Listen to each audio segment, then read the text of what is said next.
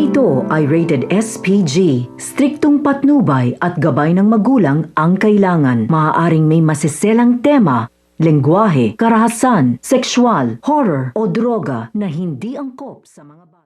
Welcome back mga ka-episode Plus at narito mga dapat nating abangan dito nga lang sa Stolen Life kung saan natuklasan na nga nito nila Joyce at ni Lucy kung saan nga matatagpuan ang kanyang anak, kaya agad kumilos ito ngang si Lucy at kanyang pinuntahan nga ito upang iligtas. Subalit hindi na nga rin nagtagal at tinawagan nga ng mga dumukot nga dito nga kay Cheska ito ngang si Farah at sinabi ngang may babae nga raw na nagligtas nga dito, kaya agad nga niyang pinahabol ito ngang si Lucy at kapag nakita nga raw nila ito ay tapusin na at patahimikin na at dito na nga rin mailigtas na nga ng matagumpay nito ni Lucy ang kanyang anak at magkakausap na nga sila nito ni Darius. Dito na nga niya ipagtatapat ang mga kalungkuhang ginagawa nga nito ni Farah at ang spark na nararamdaman nga nito ni Darius kay Lucy ay patuloy, kaya naman ito na nga ang kutob nga niya na posibilidad na ito nga ang asawa nga niya na nagkatawang tao nga lang bilang si Farah, pero ito